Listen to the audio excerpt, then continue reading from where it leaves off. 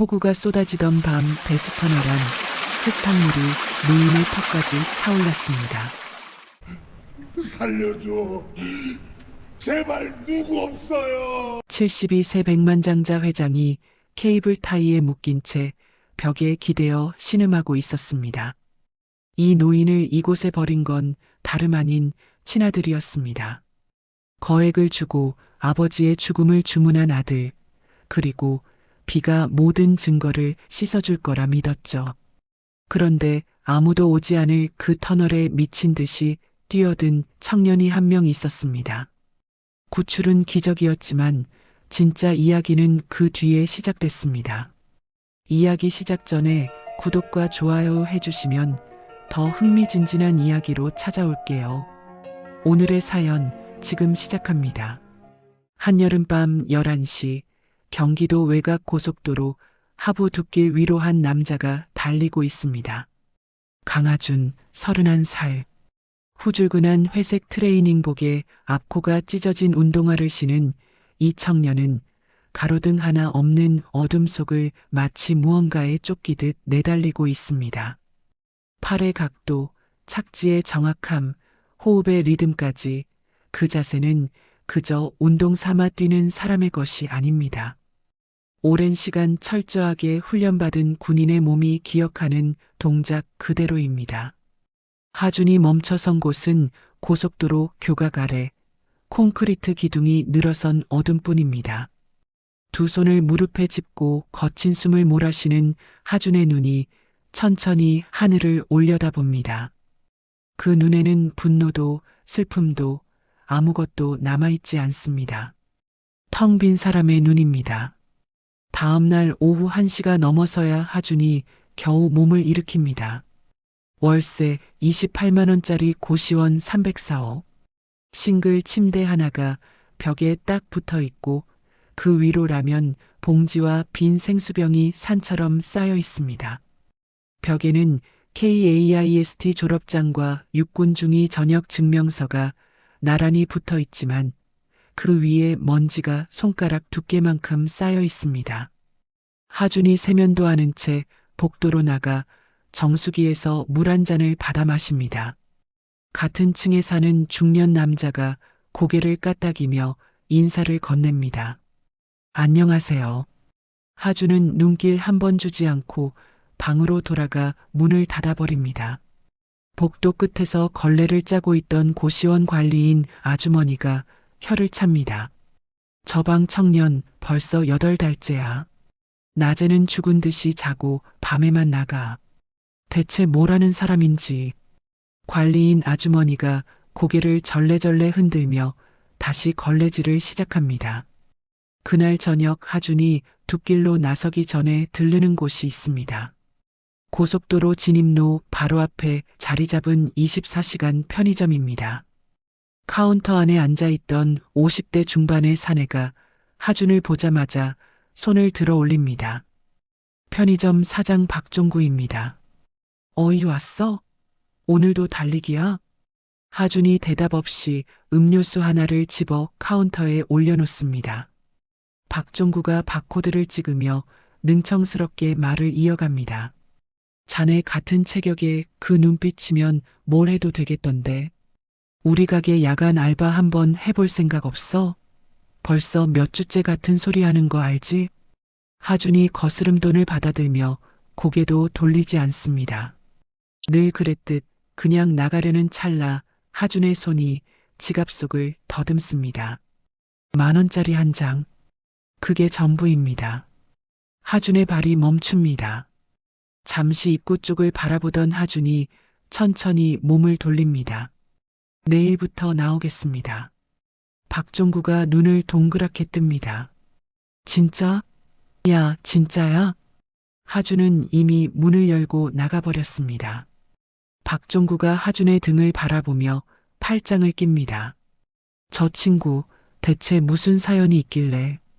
편의점 야간 알바 첫날 새벽 2시 편의점 문이 벌컥 열리며 술 냄새를 풍기는 사내 하나가 비틀거리며 들어옵니다. 사내가 카운터 앞에 서더니 하준의 멱살을 움켜쥐려 합니다. 야야, 담배 한 갑만 줘봐. 돈은 내일 줄게. 하준의 표정이 한치도 변하지 않습니다. 다음 순간 하준의 오른손이 사내의 손목을 낚아챕니다. 너무 빠르고 너무 정확합니다. 사내가 비명을 지르며 무릎을 꿇습니다. 나 봐. 하준이 아무 말 없이 손을 놓자 사내가 손목을 부여잡고 비틀거리며 편의점을 빠져나갑니다. 다음 날 박종구가 전날 밤 CCTV 영상을 돌려봅니다. 화면 속에서 하준의 손이 사내의 손목을 잡는 장면은 눈 깜짝할 사이에 끝나 있습니다. 박종구가 화면을 멈추고 하준에게 다가갑니다. 자네 혹시 군 특수부대 출신이야? 하준이 대답 대신 진열대 위에 과자 상자를 정리하기 시작합니다. 박종구가 잠시 하준의 옆모습을 살피다가 입을 다뭅니다. 더 이상 묻지 않습니다. 하지만 박종구의 눈빛은 확신으로 가득 차 있습니다. 알바를 시작한 지 일주일째. 하준의 하루는 기계처럼 똑같습니다. 낮에 고시원에서 자고 저녁에 두 끼를 달리고 밤 10시부터 새벽 6시까지 편의점에 서는 것. 그러던 어느 새벽 편의점 문이 조용히 열리며 누더기를 걸친 노숙인 한 명이 안으로 들어옵니다. 노숙인이 두리번거리다가 삼각김밥 하나를 주머니에 슬쩍 넣는 것을 하준이 봅니다. 하준이 카운터에서 일어납니다. 노숙인이 움찔하며 뒷걸음질 칩니다. 아닙니다. 저는 그냥. 하준이 진열대에서 삼각김밥 2개와 따뜻한 캔커피 1개를 꺼내 계산대에 올려놓고 자기 지갑에서 돈을 꺼내 계산합니다. 그리고 봉투째 노숙인에게 내밉니다. 노숙인이 어리둥절한 얼굴로 봉투를 받아듭니다. 이걸 저한테요? 하준이 고개 한번 끄덕이고는 다시 카운터 의자에 앉습니다. 노숙인이 허리를 깊이 숙이며 편의점을 나갑니다. 창고 문 뒤에서 이 장면을 지켜보고 있던 박종구가 작게 중얼거립니다. 냉정한 척하면서 속은 여린 녀석이네. 그 무렵 서울 강남의 대형 병원 VIP 병실에서 윤병우 회장이 건강검진 결과지를 받아들고 있습니다. 72, 2천억대 중견 건설회사 윤성건설의 수장입니다. 담당 주치의가 결과지를 가리키며 입을 엽니다. 회장님, 심장 기능이 많이 떨어져 있습니다. 이대로 가시면 안 됩니다. 스트레스를 줄이셔야 해요. 윤 회장이 결과지를 접어 양복 안주머니에 밀어넣으며 침대에서 내려옵니다. 내가 쉬면 회사가 쉬어. 됐으니까 다음 진료 일정이나 잡아놔. 주치의가 입을 열다 말고 고개를 숙입니다. 윤 회장은 이미 병실 문을 열고 나가고 있습니다. 같은 날 오후 윤성건설 본사 대회의실. 윤 회장이 상석에 앉아 임원들을 둘러봅니다. 부사장 윤태성이 대형 스크린 앞에 서서 신규 사업 투자안을 발표하고 있습니다. 이번 투자안은 수도권 외곽 복합단지 개발로 예상 수익률은. 윤 회장이 손을 들어 발표를 끊습니다. 됐다. 회의실이 조용해집니다. 윤 회장이 자리에서 일어나 스크린을 한번 훑어봅니다. 이런 졸렬한 숫자를 갖다 놓고 투자안이라고 내미는 거야? 리스크 분석은 어디 있어? 태성아, 네가 이 회사 부사장 맞냐? 태성의 턱이 잠깐 떨립니다. 두 주먹이 바지 옆에서 하얗게 질립니다. 태성이 자료를 챙기며 고개를 숙이고 회의실을 나갑니다. 복도를 걸어가는 태성의 이마 위로 핏줄이 도드라져 있습니다. 잠시 후 회장실 문이 노크됩니다. 윤성건설 전략기획팀장 윤서연이 기획안 파일을 들고 들어옵니다. 32살 윤 회장의 막내딸입니다. 서연이 기획안을 아버지의 책상 위에 올려놓으며 입을 엽니다. 아버지, 친환경 건축 프로젝트 기획안 가져왔습니다. 검토해 주십시오. 윤 회장이 기획안을 넘기다가 처음으로 입꼬리를 올립니다. 이거 괜찮은데. 서연아, 네가 직접 진두지휘해봐라. 알겠습니다, 아버지. 서연이 나간 뒤 비서실장이 조심스럽게 입을 엽니다. 회장님, 태성 부사장님이 많이 속상해 하실 겁니다. 윤 회장이 창밖을 바라보며 낮은 목소리로 답합니다. 능력이 없으면 물러나야지. 내 아들이라고 봐줄 수는 없어. 며칠 후 밤 서울 외곽의 한 고급 술집 룸 안. 윤태성이 맞은편에 앉은 남자에게 잔을 기울입니다. 정만수 55. 건설업계 뒷세계를 드나드는 브로커입니다. 아버지가 유 원장을 다시 쓴다고 했어. 서연이한테 경영권을 넘기려는 것 같아. 태성의 손가락이 잔 위에서 떨립니다. 정만수가 잔을 내려놓으며 낮은 목소리로 말합니다. 회장님이 갑자기 사고를 당하시면 유 원장 바꾸기 전에 지금 상속 구조가 그대로 유지되지 않겠습니까? 태성의 눈이 정만수를 똑바로 바라봅니다. 긴 침묵이 흐릅니다. 사고처럼 보여야 한다. 절대로 의심받으면 안 돼. 정만수가 고개를 천천히 끄덕입니다. 그 무렵 하주는 편의점에서 야식 도시락을 먹고 있습니다. 박종구가 맞은편에 앉아 컵라면을 후루룩 먹다가 젓가락을 내려놓습니다. 자네 가족은 있어? 하준의 젓가락이 멈춥니다. 짧은 침묵 후 하준이 도시락을 내려다보며 답합니다.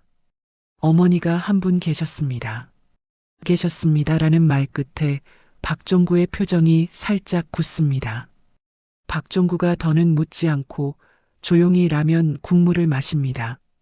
다시 며칠 후 아침 윤 회장이 비서실에 단독 외출을 통보합니다.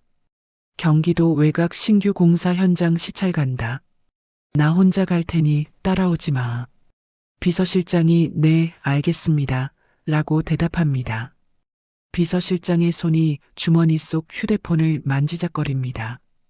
윤 회장의 차가 주차장을 빠져나간 직후 비서실장이 휴대폰을 꺼내 짧은 문자를 보냅니다. 회장님 단독 출발. 비서 동행 없음. 수신자는 윤태성입니다. 그날 저녁 공사 현장 시찰을 마치고 돌아오는 윤 회장의 차가 한적한 도로 위를 달리고 있습니다. 갑자기 앞을 가로막는 검은색 대형 차량 하나. 윤 회장이 급브레이크를 밟습니다. 차가 멈추기도 전에 검은색 차량에서 복면을 쓴 남자 2명이 뛰어내립니다.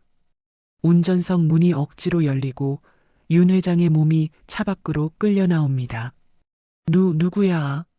이게 무슨 짓이야? 윤 회장의 외침이 도로 위에 울려 퍼지지만 주변에는 아무도 없습니다. 복면 남자 중 하나가 윤 회장 차량의 블랙박스에서 메모리 카드를 빼내고 다른 한 명은 휴대폰으로 어딘가에 전화를 겁니다. 카드 뺐다. 클라우드 삭제해라. 같은 시각 기상청이 경기 북부 지역에 시간당 80mm 이상의 폭우 특보를 발령합니다. 고속도로 하부 거대한 콘크리트 배수터널 안으로 빗물이 흘러들기 시작합니다. 터널 가장 깊숙한 곳, 축축한 바닥 위에 양손이 케이블 타이로 묶인 채 쓰러져 있는 사람. 머리에서 피가 흘러내리고 한쪽 눈이 부어올라 있습니다. 윤병우 회장입니다. 희미하게 의식이 돌아온 윤 회장의 귀에 터널 입구에서 밀려오는 물소리가 들립니다. 물이 발목을 적시기 시작합니다. 윤 회장의 입술이 파르르 떨립니다. 하늘에서 첫 빗방울이 굵어지고 둑길 위에서는 하준이 운동화 끈을 조이고 있습니다. 빗방울이 점점 굵어지고 있습니다. 하준이 고속도로 변두길 위를 달리고 있습니다. 트레이닝복이 금세 흠뻑 젖지만 하준은 멈추지 않습니다. 고속도로 교각 아래를 지나는 순간 하준의 발이 느려집니다. 빗소리 사이로 무언가가 들립니다. 처음에는 길고양이 울음소리 같습니다. 하준이 고개를 돌려 어둠 속을 바라봅니다. 다시 들립니다. 그것은 분명한 사람의 신음소리입니다. 하준이 주머니에서 핸드폰을 꺼내 손전등을 켭니다. 불빛이 콘크리트 배수터널 입구를 비춥니다. 높이 2m, 폭 3m의 거대한 터널 안으로 탁한 물이 빠르게 흘러들고 있습니다. 이미 무릎 높이까지 차올라 있습니다. 터널 깊숙한 곳에서 다시 한번 희미한 소리가 들려옵니다. 하준이 터널 안을 들여다봅니다. 물이 차오르는 속도가 보통이 아닙니다. 하준의 눈이 빗줄기의 굵기를 훑고 터널의 경사도를 살핍니다. 폭우특보 수준의 비가 이 경사에 쏟아지면 이 터널은 30분 안에 완전히 잠깁니다. 하준의 입술이 달싹입니다. 지금 안 들어가면 죽어.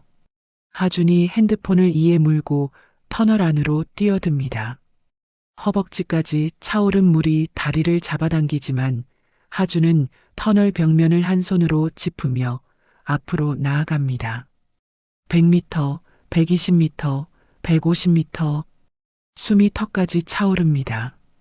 그때 손전등 불빛 아래 무언가가 보입니다. 물 위에 간신히 코와 입만 내놓고 있는 사람. 양손이 묶여 있고 머리에서 피가 흐르고 있습니다. 노인입니다. 하준이 노인에게 다가가 기도부터 확보합니다. 노인의 고개를 들어 올리고 입과 코에 고인 물을 빼냅니다. 그리고 이빨로 케이블 타이를 물어뜯기 시작합니다. 한 번, 두 번, 세 번. 질긴 플라스틱이 마침내 끊어집니다. 하준이 노인의 팔을 자기 어깨에 감고 70kg이 넘는 몸을 등에 엎습니다. 그리고 왔던 길을 되돌아가기 시작합니다. 물은 이미 가슴까지 차올라 있습니다. 출구까지 20m. 급류가 하준의 발을 휩습니다. 두 사람이 동시에 물속으로 잠깁니다. 하준이 한 팔로 노인의 목을 감싸 머리를 수면 위로 밀어 올립니다. 다른 팔과 두 다리로 터널 벽면을 짚습니다. 한 발, 또 한 발. 팔이 떨리고 다리에 쥐가 납니다. 그래도 멈추지 않습니다. 마침내 터널 입구 밖으로 빠져나온 하준이 둑길 위로 노인을 끌어올립니다. 그리고 자신도 기어올라 축 쓰러집니다. 뒤를 돌아봅니다. 불과 30초 만에 터널 입구가 완전히 물에 잠겨버립니다. 하준이 떨리는 손으로 주머니 속 핸드폰을 꺼내 119를 누릅니다. 고속도로 하부 둑길 배수터널 앞입니다. 의식 없는 노인 한 명 빨리 와주십시오. 하준이 전화를 끊고 노인의 가슴에 양손을 올립니다. 심폐소생술을 시작합니다. 하나, 둘, 셋. 30번을 누르고 인공호흡 2번. 다시 30번. 비가 두 사람의 얼굴 위로 쏟아집니다. 노인의 입에서 물이 올라옵니다. 노인이 격하게 기침을 하며 눈을 뜹니다. 초점 없는 눈이 하준의 얼굴을 더듬습니다. 노인의 입술이 움직입니다. 내 아들놈이 나를 여기에. 그리고 다시 의식을 잃습니다. 하준이 노인의 얼굴을 내려다봅니다. 빗물이 하준의 눈 위로 흘러내립니다.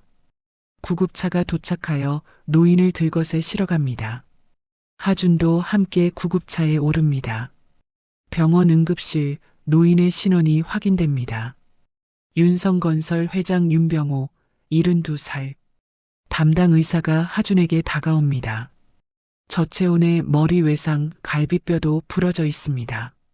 구조가 10분만 늦었어도 돌아가셨을 겁니다. 하준이 응급실 복도 의자에 젖은 채로 앉아 있습니다. 머릿속에서 노인의 말이 맴돕니다. 내 아들놈이 나를 여기에. 경찰 2명이 다가와 하준에게 발견 경위를 묻습니다. 배수터널 안에서 발견했습니다.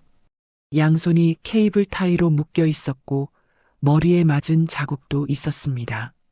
이건 사고가 아닙니다. 담당 경위가 수첩을 접으며 입을 엽니다. 이 비에 어르신이 배수로에 빠지신 걸로 보입니다. 익수사고로 접수하겠습니다. 하준이 경위를 올려다봅니다. 손이 묶여 있었다고 했습니다. 폭우에 이것저것 휩쓸려 온 게 감겨 있었을 수도 있죠. 어두운 데서 착각하셨을 수 있고요. 하준의 턱이 단단하게 다물어집니다. 경희는 이미 돌아서서 걸어가고 있습니다. 다음 날 아침 중환자실 앞 복도 엘리베이터 문이 열리며 한 여자가 빠른 걸음으로 나옵니다. 윤서연입니다. 밤새 울었음이 분명한 붉은 눈으로 중환자실 유리문 앞에 섭니다. 그때 복도 의자에서 일어서는 사람이 있습니다. 아직도 젖은 트레이닝복 차림의 하준입니다. 서연의 시선이 하준의 행색을 훑습니다. 때 묻은 옷, 찢어진 운동화, 고시원 주소가 적힌 신분증. 서연의 눈이 가늘어집니다. 당신이 아버지를 구했다는 사람이죠. 하준이 고개를 끄덕입니다. 서연이 한 발짝 다가섭니다. 아버지가 누군지 알고 접근한 거 아닙니까? 하준의 눈이 서연을 똑바로 바라봅니다. 의심이 되시면 CCTV를 확인하시든 뭘 하시든 하십시오. 저는 가겠습니다. 하준이 몸을 돌려 복도를 걸어갑니다. 서연의 비서가 급히 따라가며 하준의 팔을 잡습니다. 저기요, 잠깐만요. 은인에게 이러시면. 하준이 팔을 빼고 엘리베이터에 오릅니다. 문이 닫힙니다. 서연이 닫힌 문을 바라보며 서 있습니다. 입술을 깨물고 있습니다. 같은 시각 윤태성이 자신의 사무실에서 휴대폰을 귀에 대고 있습니다. 얼굴이 하얗게 질려 있습니다. 뭐, 살아있다고? 수화기 너머로 정만수의 목소리가 들립니다. 폭우면 터널이 완전히 잠기니까 확실할 거라고 봤는데 누가 구한 모양입니다. 태성이 책상을 주먹으로 내리칩니다. 한참을 숨을 고르더니 전화기를 바꿔듭니다. 다른 번호를 누릅니다. 비서실장, 지금 당장 사직서 내고 사라져. 오늘 중으로. 전화를 끄는 태성이 양복 상의를 다시 여미고 거울 앞에서 표정을 고릅니다. 이마에 주름을 펴고 입꼬리를 살짝 올립니다. 걱정스러운 아들의 얼굴. 태성이 차키를 집어들고 병원으로 향합니다. 고시원 304호. 하준이 젖은 옷을 벗어 바닥에 내팽개치고 마른 옷으로 갈아입습니다. 침대에 앉아 천장을 올려다봅니다. 머릿속에서 현장이 다시 펼쳐집니다. 터널 150m 깊숙한 곳에 사람이 있었습니다. 혼자 걸어 들어간 것이 아닙니다. 양손이 케이블 타이로 묶여 있었습니다. 머리에는 둔기로 맞은 상처가 있었습니다. 하준이 고시원 방 벽에 붙은 KAIST 졸업장을 바라봅니다. 구조공학 전공, 터널의 경사도, 폭우시 수위 상승 속도, 물이 터널을 완전히 잠기게 하는데 걸리는 시간, 계산이 자동으로 돌아갑니다. 범인은 기상특보를 미리 알고 있었습니다. 물이 차면 자연사처럼 보이도록 계산한 것입니다. 하준이 두 손으로 얼굴을 감쌉니다. 나랑 상관없는 일이야. 입으로는 그렇게 말하지만 노인의 얼굴이 지워지지 않습니다. 공포에 질린 눈. 내 아들놈이 나를 여기에. 그 눈이 또 다른 얼굴과 겹칩니다. 병원 침대 위에서 홀로 눈을 감았을 어머니의 얼굴.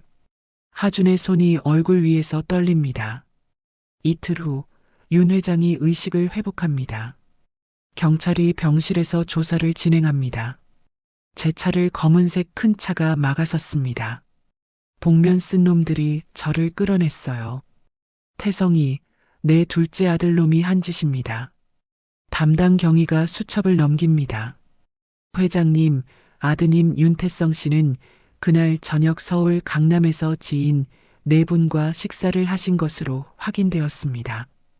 블랙박스도 메모리 카드가 빠져 있고 클라우드 기록도 삭제된 상태라 현장 확인이 어렵습니다. 윤 회장이 침대 난간을 움켜쥡니다. 그러니까 내 아들이 치밀하게 준비했다는 거 아니야. 비서실장을 찾아봐. 비서실장분은 사건 당일 사직서를 제출하고 연락이 두절된 상태입니다. 추적 중이긴 합니다만 경위가 말끝을 흐립니다. 윤 회장의 눈에 핏줄이 섭니다. 그것 봐. 비서실장이 갑자기 사라진 것도 이상하지 않아? 이게 사고로 보여?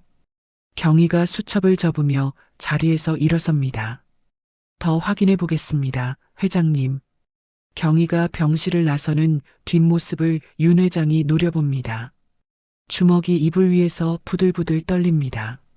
서연은 아버지의 말을 병실 밖 복도에서 듣고 있습니다. 등을 벽에 기대고 두 눈을 질끈 감고 있습니다. 오빠가 아버지를 죽이려 했다. 믿고 싶지 않지만 비서실장의 잠적은 설명이 되지 않습니다. 서연이 휴대폰을 꺼내 아버지의 그날 차량 동선 기록을 검색하기 시작합니다. 회사 내부 시스템에 접속하자 접근 권한이 변경되어 있습니다.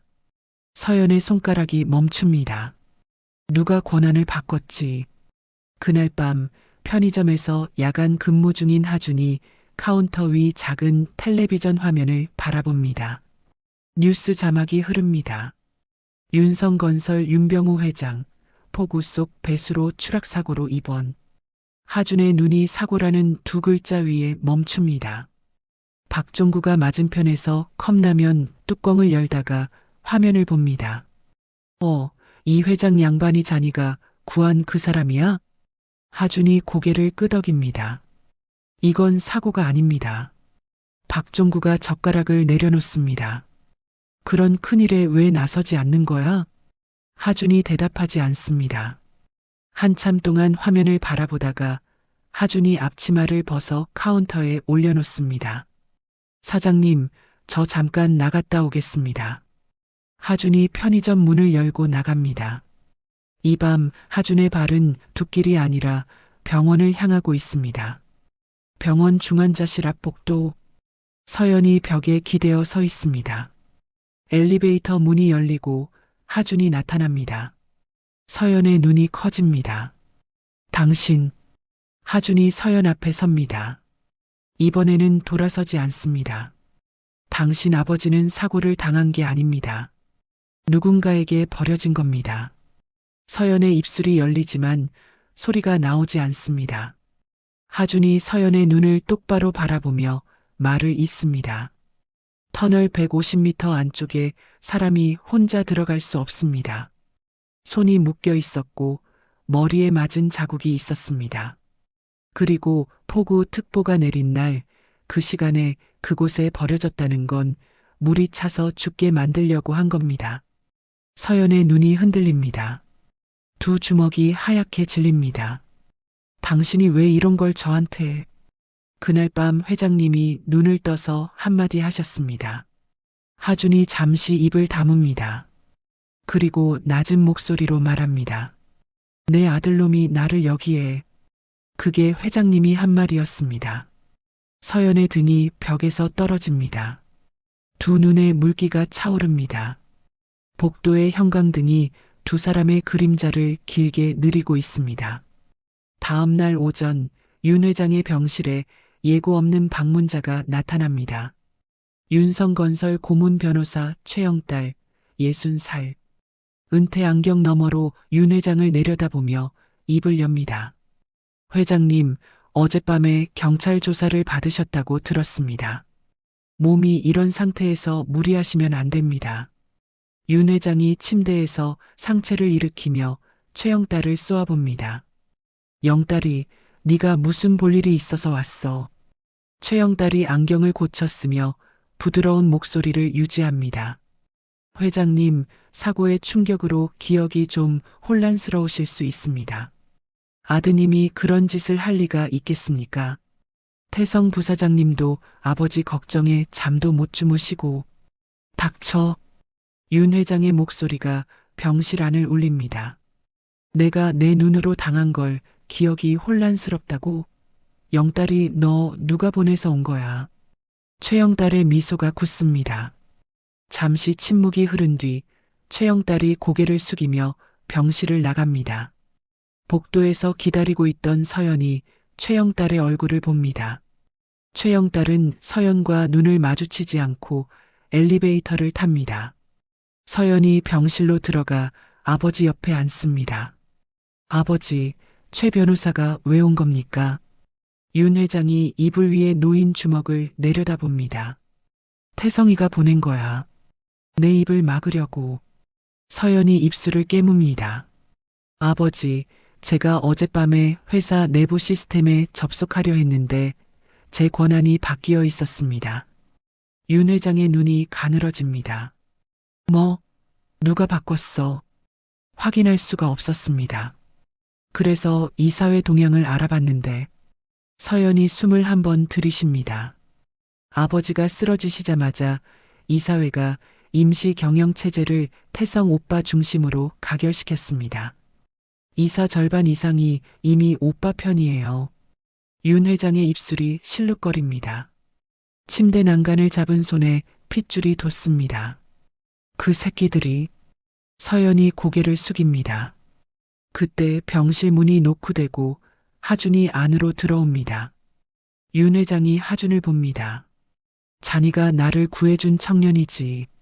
하준이 침대 앞에 서서 고개를 숙입니다. 강하준입니다, 회장님. 윤 회장이 하준의 얼굴을 한참 들여다봅니다. 고맙다, 하준 씨. 내가 자네한테 목숨을 비쳤어. 하준이 대답 대신 서연을 봅니다. 어젯밤 말씀드린 것 생각해 보셨습니까? 서연이 자리에서 일어나 하준 쪽으로 다가옵니다. 경찰은 사고로 종결하려 하고 회사 안에서는 오빠가 다 장악하고 있어요. 블랙박스 클라우드도 이미 삭제되었고 비서실장은 잠적한 상태예요. 저 혼자서는 어떻게 해볼 수가 없습니다. 하준이 잠시 생각하다가 입을 엽니다. 클라우드 영상이 삭제되었어도 서버 쪽에 접속 기록은 남아있을 수 있습니다. 제가 아는 사람이 있습니다. 서연의 눈이 하준을 바라봅니다. 아는 사람이요? KAIST 동기입니다. IT 보안 쪽에서 일하고 있습니다. 삭제 명령이 어디서 내려졌는지 추적할 수 있을 겁니다. 다만 서버 기록을 받으려면 경찰 쪽 수사 협조 요청이 필요합니다. 윤 회장이 침대에서 하준을 올려다봅니다. 자네 대체 뭘 하던 사람이야?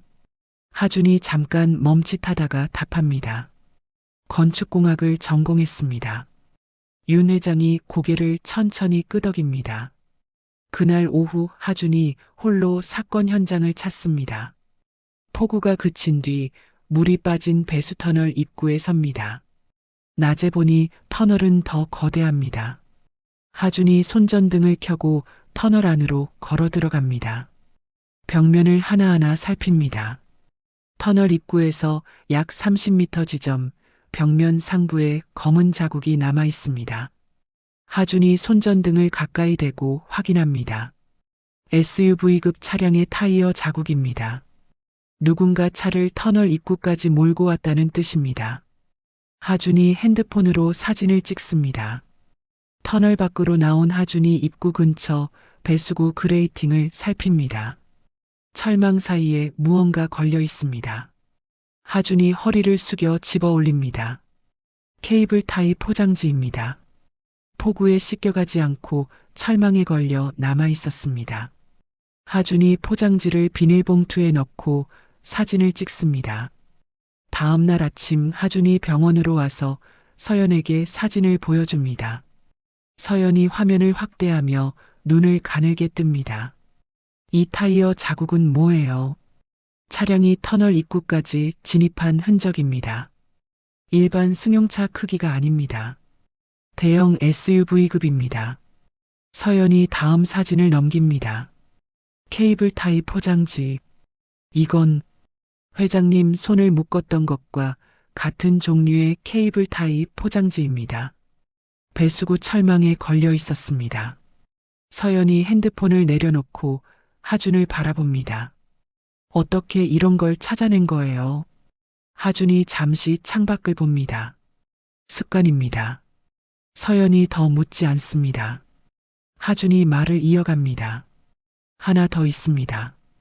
폭우 특보가 내려진 시각과 회장님이 터널에 버려진 시각, 물이 터널을 완전히 잠기게 하는데 걸리는 시간을 역산하면 범인은 기상 데이터를 미리 정확하게 파악하고 있었습니다. 서연의 얼굴이 굳습니다. 기상 데이터와 배수 구조에 정통한 사람이라면 건설업에 종사하는 내부자입니다. 서연이 의자 등받이에 등을 기대고 두 눈을 감습니다. 한참 후 서연의 입에서 떨리는 목소리가 나옵니다. 그러면 정말 오빠가. 서연의 어깨가 가늘게 떨립니다. 하준이 처음으로 서연의 그 떨림을 봅니다. 차갑고 빈틈없어 보이던 사람의 뒤에 숨어 있던 것을 봅니다.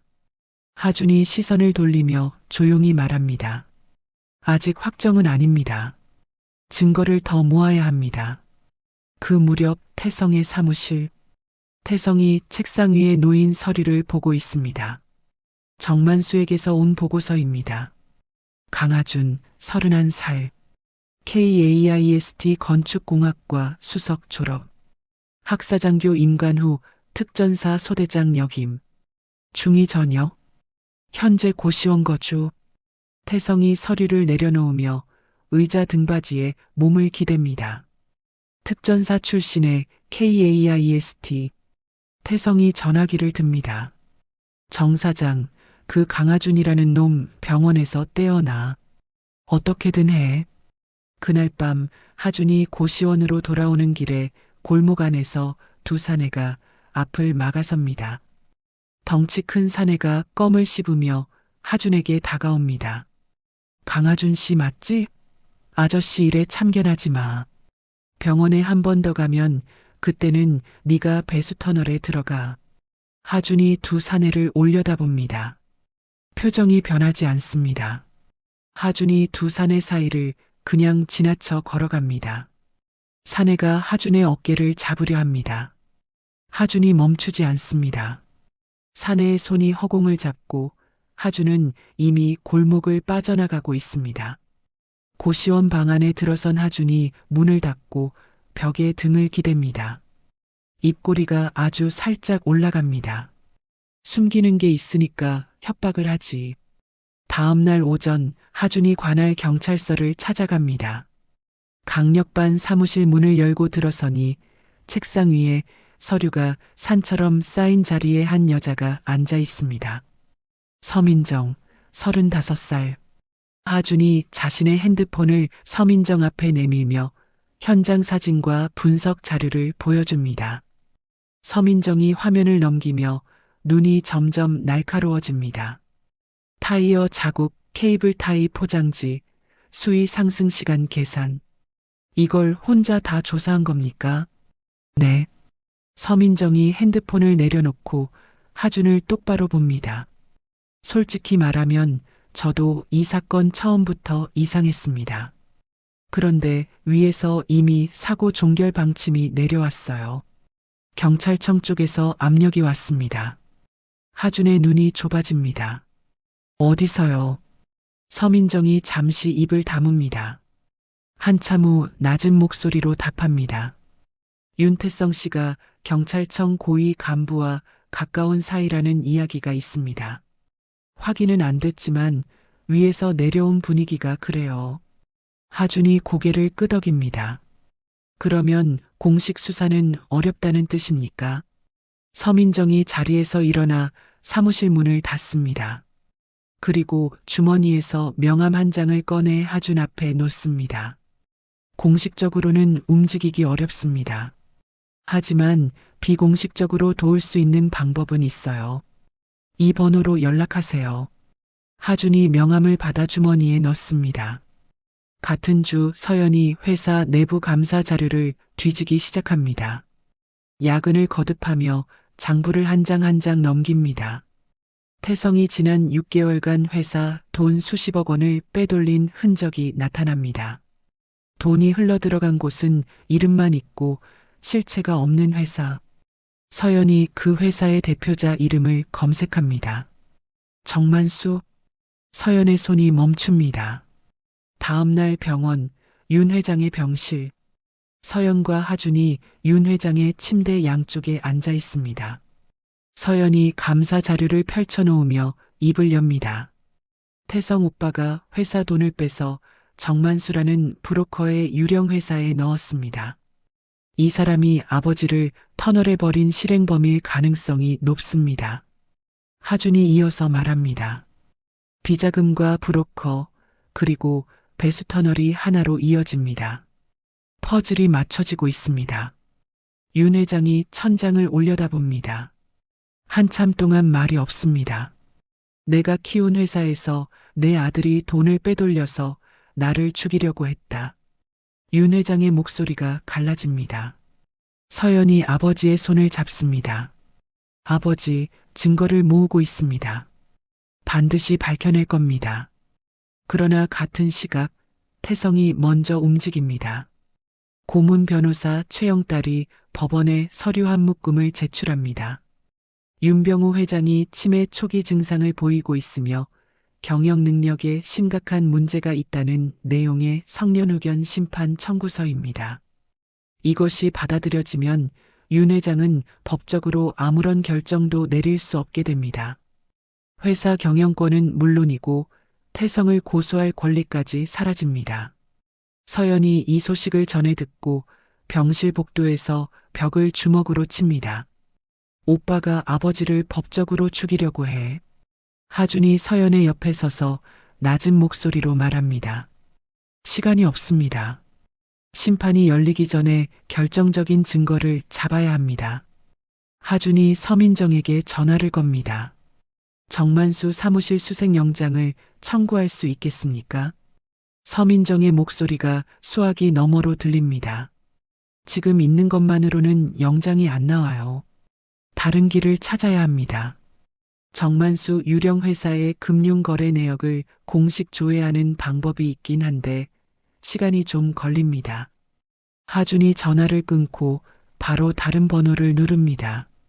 정우야, 나 하준이야. 부탁할 게 있다. KAIST 동기 이정우입니다.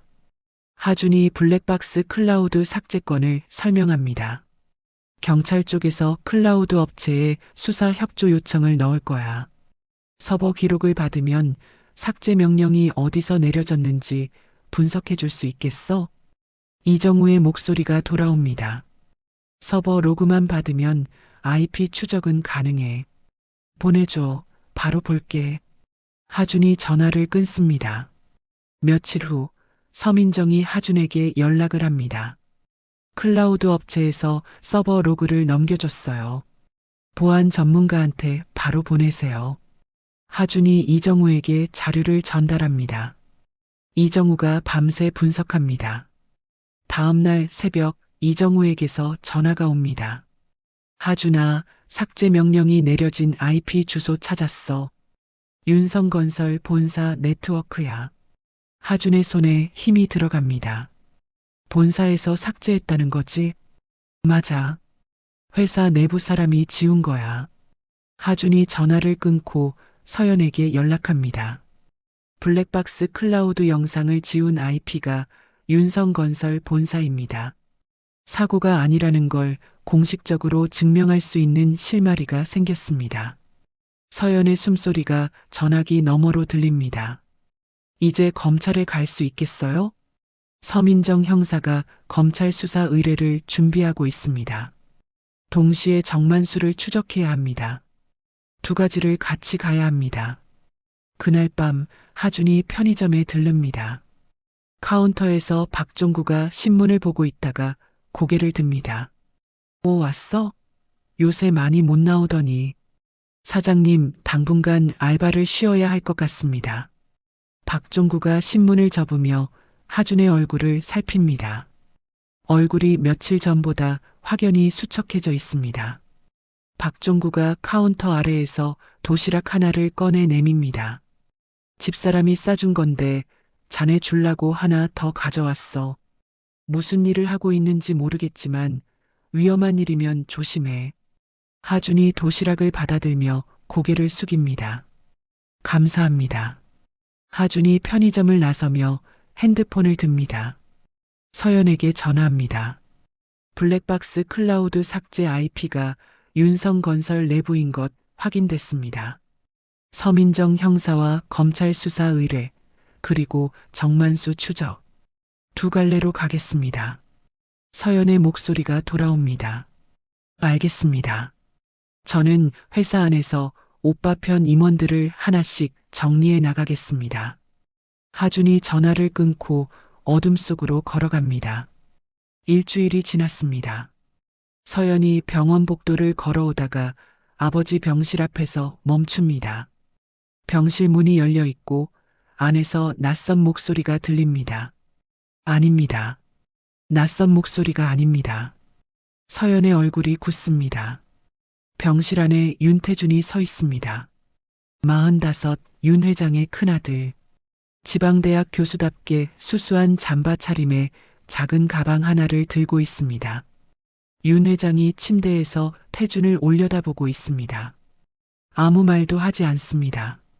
서연이 병실 안으로 들어서며 입을 엽니다. 오빠 왜 온 거야? 태성 오빠가 보낸 거야? 태준이 고개를 젓습니다. 아니야. 아무도 안 보냈어. 서연이 한 발짝 더 다가섭니다. 그럼 뭐 때문에 온 건데? 아버지가 쓰러지신 지 벌써 열흘이 넘었어. 이제 와서 뭘 하려고? 태준이 서연의 눈을 피하지 않습니다. 가방에서 휴대폰을 꺼내 화면을 켭니다. 서연아, 보여줄 게 있어. 화면에는 사진 여러 장과 짧은 영상이 저장되어 있습니다. 어두운 카페 안에서 두 남자가 테이블 위에 도면을 펼쳐놓고 이야기하는 장면. 한 명은 태성이고 다른 한 명은 서연이 감사 자료에서 이름을 확인했던 정만수입니다. 테이블 위에 펼쳐진 도면은 경기도 외곽의 지도와 배수로 구조도입니다. 서연의 손이 떨립니다. 이걸 오빠가 찍은 거야? 태준이 고개를 끄덕입니다. 6개월 전이야.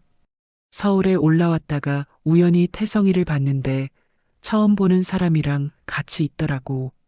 분위기가 이상해서 몰래 찍어뒀어. 서연의 목소리가 높아집니다. 6개월 전?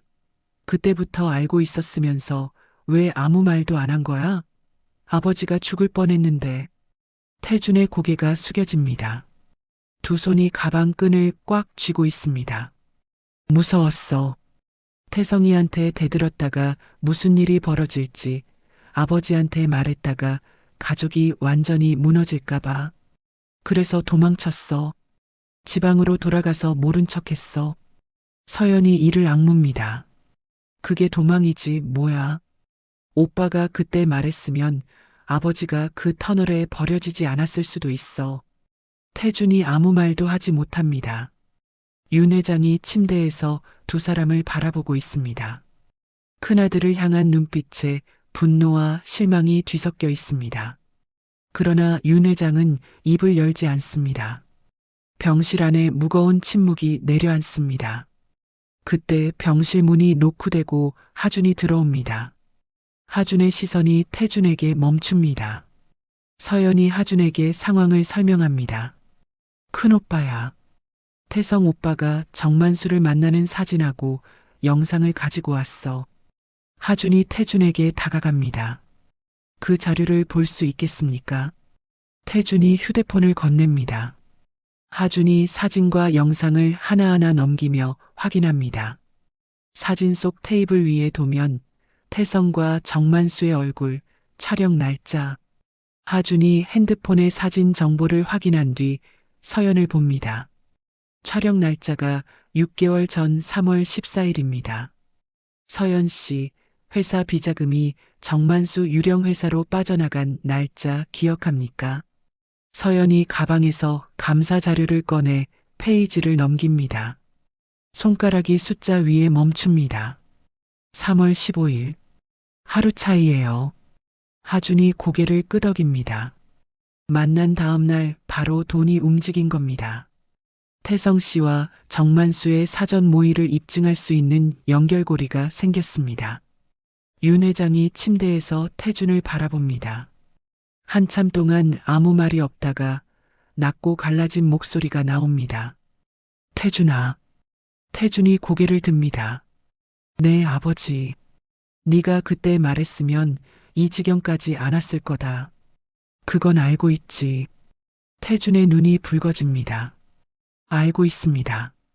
근데 지금이라도 이걸 들고 온 건 인정은 한다. 태준의 입술이 떨립니다. 고개를 깊이 숙입니다. 다음 날 저녁 시내의 한 커피숍 뒷자리. 하준, 서연, 태준, 그리고 서민정이 모여 있습니다. 테이블 위에 지금까지 모은 증거들이 펼쳐져 있습니다. 서민정이 자료를 하나씩 짚으며 입을 엽니다. 블랙박스 클라우드 삭제 IP 추적 결과, 비자금 이체 내역, 태준 씨의 사진과 영상, 현장에서 수집한 물적 증거 사진. 이 정도면 검찰에 정식으로 수사를 의뢰해서 정만수에 대한 체포영장을 청구할 수 있습니다. 서연이 묻습니다. 경찰 쪽 압력은 괜찮겠습니까? 서민정이 커피잔을 내려놓습니다. 경찰로 가면 또 막힙니다. 그래서 검찰에 직접 고발장을 넣으려고 합니다. 하준이 서민정을 봅니다. 형사님한테 불이익이 갈 수도 있지 않습니까? 서민정이 잠시 창밖을 바라봅니다. 이미 각오했습니다. 경찰이 이런 사건을 묻어버리면 우리가 뭐하러 있는 건지 모르겠으니까요.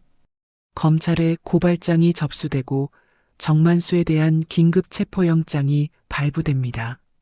그러나 영장이 나오기 직전에 태성에게 소식이 새어나갑니다. 윤성건설 내부에 심어둔 태성의 측근이 서연의 움직임을 포착한 것입니다. 태성이 곧바로 정만수에게 전화를 겁니다. 지금 당장 사무실에 있는 거 전부 없애고 사라져. 당장. 정만수가 사무실로 달려가 서류와 하드디스크를 불에 태우기 시작합니다. 연기가 사무실 창문 사이로 새어나옵니다. 그러나 정만수는 책상 서랍 깊숙이 숨겨둔 은행 안정금고 열쇠 하나를 주머니에 넣습니다. 안정금고 안에는 태성과의 통화 녹음 원본이 들어 있습니다. 태성의 목소리가 변조 없이 그대로 담긴 파일. 정만수가 자기 자신을 지키기 위해 몰래 보관해둔 보험입니다. 이것만은 절대 태울 수 없습니다. 서민정의 체포팀이 정만수의 사무실에 들이닥칩니다. 사무실 안은 이미 연기로 가득 차 있고 바닥에 반쯤 탄 서류 더미가 널려 있습니다. 서민정이 소화기를 뿌리며 남은 자료를 확보하지만 정만수는 이미 뒷문으로 빠져나간 뒤입니다. 서민정이 하준에게 전화합니다. 사무실은 확보했는데 정만수를 놓쳤습니다. 잠적한 것 같아요. 하준이 이를 악뭅니다. 정만수는 반드시 자기 보험을 갖고 있을 겁니다. 태성한테 잡히기 전에 우리가 먼저 찾아야 합니다. 하준이 이정우에게 전화합니다. 정우야, 정만수라는 사람의 휴대폰 기지국 접속 기록을 추적할 수 있겠어? 서민정 형사 쪽에서 공식 요청을 넣을 거야. 기록이 오면 바로 할게. 서민정이 통신사에 수사 협조를 요청하고 이정우가 넘겨받은 기지국 기록을 분석합니다. 정만수의 마지막 기지국 접속 위치는 인천 방면으로 향하고 있습니다. 하준이 서민정에게 연락합니다. 인천항 근처입니다. 밀항을 시도할 가능성이 높습니다. 서민정이 체포팀을 이끌고 인천항으로 향합니다. 하준도 함께 차에 오릅니다. 인천항 근처의 허름한 여인숙. 서민정이 프론트에서 정만수의 인상착의를 묻고 여인숙 주인이 3층 맨 끝 방을 가리킵니다. 서민정이 문을 두드립니다. 정만수 씨 경찰입니다. 문 여십시오. 안에서 아무 소리가 나지 않습니다. 서민정이 고개를 끄덕이고 체포팀원이 문을 엽니다. 정만수가 창문 쪽에서 가방을 들고 서 있습니다. 얼굴이 새하얗게 질려 있습니다. 꼼짝 마세요. 정만수의 다리에서 힘이 빠집니다. 가방이 바닥에 떨어집니다. 수갑이 채워지는 순간 정만수가 입을 엽니다. 나 혼자 당할 수는 없어. 전부 윤태성이 시킨 거야. 증거도 있어. 은행 안정금고에 녹음 원본이 있다고. 서민정이 녹화 장비를 켭니다. 지금부터 하시는 말씀 전부 기록됩니다. 처음부터 말해 주십시오. 정만수가 고개를 떨구며 말을 쏟아내기 시작합니다. 태성이 자신을 찾아온 날부터 배수터널 현장을 답사한 날, 윤 회장을 차에서 끌어낸 날까지 모든 것이 쏟아져 나옵니다. 다음 날 오전 검찰이 정만수의 안내를 받아 은행 안정금고를 엽니다. 금고 안에서 USB 하나가 나옵니다. 검찰 수사관이 노트북에 USB를 꽂습니다.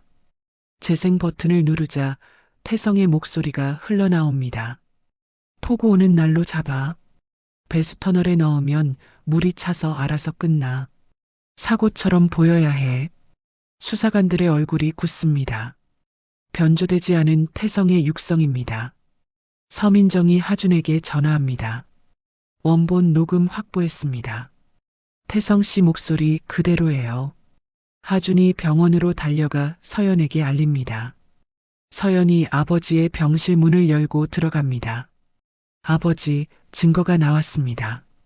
태성 오빠 목소리가 담긴 녹음이 나왔어요. 윤 회장이 서연의 얼굴을 바라봅니다. 한참 동안 말이 없습니다. 창밖으로 시선을 돌립니다. 그래. 그 한마디 속에 분노와 슬픔이, 배신감과 허탈함이 전부 담겨 있습니다. 서연이 아버지의 손을 잡습니다. 윤 회장은 창밖만 바라보고 있습니다. 그날 저녁 태성의 자택 앞에 검찰 차량 3대가 멈춥니다. 수사관들이 현관문을 두드립니다. 문이 열리고 양복 차림의 태성이 나타납니다. 수사관이 영장을 내밉니다. 윤태성 씨 살인미수 및 횡령 혐의로 체포합니다. 태성의 얼굴에서 핏기가 사라집니다. 수갑이 채워집니다. 이건 조작이야. 증거가 조작된 거라고. 기자들의 카메라 플래시가 터집니다. 태성이 수사관에 이끌려 차에 오르는 장면이 뉴스 속보로 전국에 나갑니다. 서연이 회사 전 직원에게 긴급 메일을 보냅니다. 윤성건설은 흔들리지 않습니다. 태성의 측근 임원들이 하나둘 자리에서 물러납니다. 잠적했던 비서실장도 검찰에 의해 지방의 한 모텔에서 발견되어 체포됩니다. 비서실장의 입에서 태성이 블랙박스 계정 정보를 빼내고 회장의 단독 외출을 유도한 과정이 쏟아져 나옵니다. 퍼즐의 마지막 조각이 맞춰집니다. 며칠 후 저녁 병원 옥상. 서연이 난간에 기대어 서 있습니다. 하준이 옆에 섭니다. 두 사람 앞으로 서울의 야경이 펼쳐져 있습니다. 서연이 먼저 입을 엽니다. 이 모든 게 당신 아니었으면 불가능했어요. 하준이 난간 위에 팔을 올려놓으며 답합니다. 처음에 당신이 나를 사기꾼 취급했을 때 솔직히 다시는 안 오려고 했습니다. 서연이 고개를 돌려 하준을 봅니다. 그때 돌아서는 당신 뒷모습 보면서 왜인지 놓치면 안 될 사람이라는 느낌이 들었어요. 하준이 서연을 바라봅니다. 서연도 하준을 바라봅니다. 바람이 두 사람의 머리카락을 흔들어 놓습니다. 다음 날 오전 윤 회장이 하준을 병실로 부릅니다. 하준 씨, 자네에게 할 말이 있어. 하준이 침대 옆 의자에 앉습니다. 윤성건설에서 일해볼 생각 없나? 자네 같은 사람이 필요해. 하준이 고개를 숙입니다. 회장님, 은혜를 갚으실 필요 없습니다. 저는 그냥 제가 해야 할 일을 한 겁니다. 윤 회장이 손을 내젓습니다. 은혜가 아니야. 사업가로서의 판단이야. KAIST 수석의 구조공학 전공. 이런 인재가 고시원에서 썩는 걸 보고 있을 수는 없잖아. 서연이 병실 문 앞에서 들어오며 한마디 덧붙입니다. 우리 회사 기술개발팀에 당신 같은 사람이 정말 필요합니다. 하준이 두 사람을 번갈아 봅니다. 대답하지 않습니다. 하지만 고개를 돌려 창밖을 바라보는 하준의 눈에 오랫동안 보이지 않던 무언가가 아주 잠깐 스칩니다. 그날 밤 하준이 편의점에 들릅니다. 박종구가 카운터에서 정산을 하고 있다가 고개를 듭니다. 오랜만이네. 얼굴이 좀 달라졌는데? 하준이 음료수 하나를 카운터에 올려놓으며 말합니다. 사장님, 조만간 다른 일을 하게 될 수도 있을 것 같습니다. 박종구가 눈을 크게 뜹니다. 그리고 환하게 웃으며 하준의 등을 탁 칩니다. 잘 됐다. 자네 같은 녀석이 여기서 계속 있으면 안 되지. 하준이 입꼬리를 살짝 올립니다. 박종구가 처음 보는 하준의 웃음입니다. 한 달이 지났습니다. 윤성건설 본사 로비에 깔끔한 남색 정장을 입은 남자가 들어섭니다. 강하준입니다. 한 달 전 찢어진 운동화에 때 묻은 트레이닝복을 입고 있던 사람과 같은 사람이라고 믿기 어려울 만큼 눈빛이 달라져 있습니다. 안내 데스크 직원이 하준의 사원증을 확인하고 눈을 동그랗게 뜹니다. 기술개발팀 수석연구원. 하준이 엘리베이터에 오릅니다. 첫 출근 첫 회의. 친환경 건축 프로젝트 회의실에 임원 8명과 서연이 앉아 있습니다. 서연이 하준을 소개합니다. 오늘부터 이 프로젝트의 구조 설계를 맡을 강하준 수석연구원입니다. 임원들의 시선이 하준을 훑습니다. 하준이 회의 자료를 펼치고 입을 엽니다. 기존 설계안을 검토했습니다. 3가지 문제가 있습니다. 하준이 도면 위에 펜으로 3곳을 짚습니다. 첫째, 여기 하준 계산이 잘못되었습니다. 이대로 시공하면 3년 안에 처짐이 생깁니다. 둘째, 이 구간의 환기 구조가 에너지 효율 기준에 미달입니다. 셋째, 기초공법이 이 집안 조건에 맞지 않습니다. 회의실이 조용해집니다. 한 임원이 안경을 고쳤으며 입을 엽니다. 수석연구원, 이 설계안은 외부 전문업체에서 석 달에 걸쳐 만든 겁니다. 그걸 하루 만에 문제가 3개라고요? 하준이 도면 옆에 자신의 계산 결과를 나란히 놓습니다. 숫자가 정확히 기존 설계의 오류를 짚어내고 있습니다. 임원이 입을 다뭅니다. 그날 저녁 윤 회장이 비서에게서 회의 보고를 받습니다. 윤 회장의 입꼬리가 올라갑니다. 그날 밤 내가 사람 하나 제대로 건졌어. 프로젝트가 본격적으로 시작됩니다. 하준과 서연은 낮이면 회의실과 현장에서 부딪힙니다. 서연이 일정을 조율하면 하준이 구조 계산을 수정하고 하준이 기술적 한계를 짚으면 서연이 예산 안에서 대안을 만들어냅니다. 의견이 다를 때는 목소리가 높아지기도 합니다. 강수석, 이 공법으로 바꾸면 공사 기간이 2달 늘어나요. 예산이 안 돼요. 구조 안전을 깎아서 예산을 맞추면 그건 건물이 아니라 사고입니다. 서연이 입술을 꽉 다뭅니다. 하준도 한 발짝 물러서지 않습니다. 회의실 안의 팀원들이 숨을 죽입니다. 한참의 침묵 후 서연이 노트북을 돌려 새로운 공정표를 띄웁니다. 이렇게 하면 공기는 열흘만 늘어나고 예산은 맞출 수 있어요. 어때요? 하준이 화면을 들여다봅니다. 고개를 끄덕입니다. 됩니다. 서연의 입꼬리가 아주 살짝 올라갑니다. 저녁이 되면 두 사람의 분위기는 달라집니다. 서연이 회사 근처 골목의 작은 식당으로 하준을 데려갑니다. 여기 된장찌개가 끝내줘요. 사장님이 직접 된장 담그시거든요. 하준이 찌개를 한 숟갈 뜨고 눈을 살짝 크게 뜹니다. 서연이 하준의 표정을 보며 웃습니다. 맛있죠? 맛있습니다. 서연이 밥을 먹다가 젓가락을 내려놓습니다. 강수석, 아니 하준 씨. 회의실에서는 무섭더니 밥 먹을 때는 사람이 달라지네요. 하준이 국물을 마시다가 멈춥니다. 원래 밥 먹을 때는 싸우면 안 됩니다. 서연이 피식 웃습니다. 어느 저녁 두 사람이 회사 옥상 벤치에 나란히 앉아 있습니다. 서연이 편의점 봉투에서 삼각김밥 2개를 꺼냅니다. 오늘 저녁은 이거예요. 미안해요. 회의가 늦어서 식당이 다 문 닫았어요.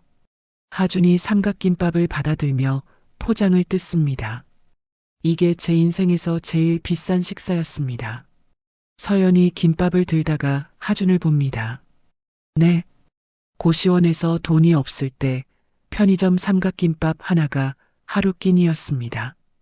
그때는 이거 하나 사 먹는 것도 고민했습니다.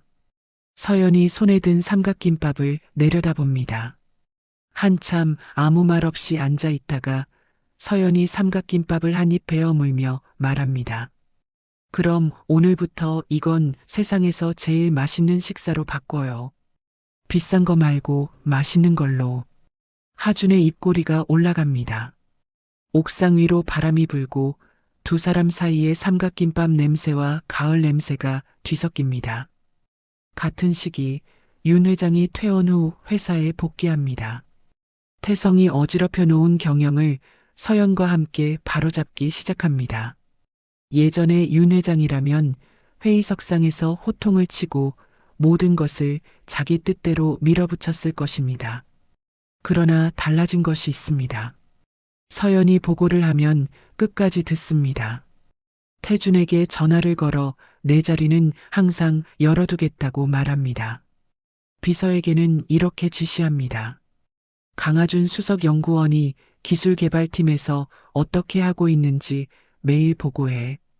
비서가 고개를 갸웃합니다. 매일요? 매일.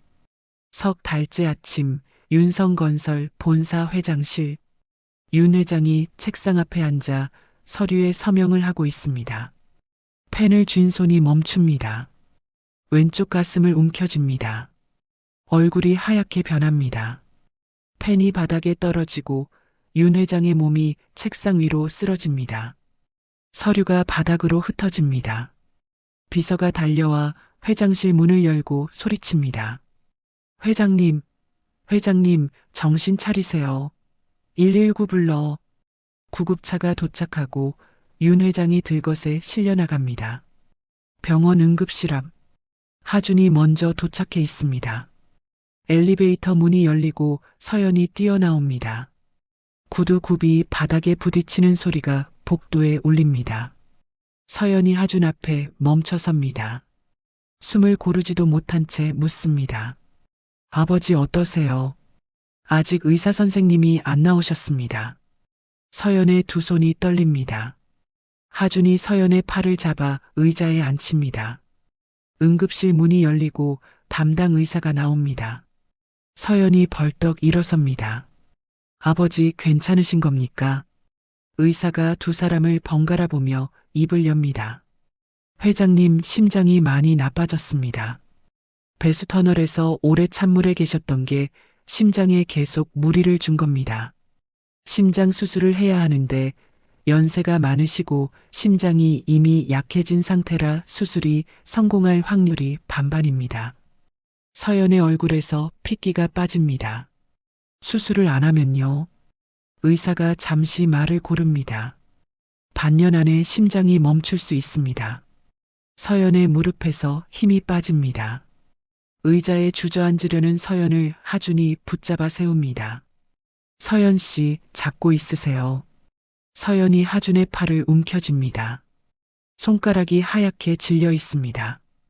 윤 회장의 건강위기 소식이 퍼집니다. 윤성건설 주가가 하루 만에 급락합니다. 이사회 긴급회의가 소집됩니다. 한 임원이 자리에서 일어나며 입을 엽니다. 회장님이 이런 상태인데 경영을 누가 맡습니까? 서연 팀장이 아직 32살인데 이 큰 회사를 맡기기엔 경험이 부족하지 않습니까? 다른 임원이 맞장구 칩니다. 외부에서 전문 경영인을 모셔와야 하는 거 아닙니까? 서연이 회의실 상석에 앉아 이 말을 듣고 있습니다. 손이 테이블 아래에서 꽉 쥐어져 있습니다. 하지만 얼굴에는 아무것도 드러내지 않습니다. 이 안건은 아버지의 수술이 끝난 뒤에 논의하겠습니다. 지금은 수술 준비가 먼저입니다. 회의가 끝난 뒤 서연이 빈 회의실에 혼자 앉아 있습니다. 하준이 문을 열고 들어옵니다. 서연이 고개를 들지 않습니다. 아버지 수술에 회사 걱정까지 나 혼자서 다 할 수 있을까? 하준이 서연 맞은편에 앉습니다.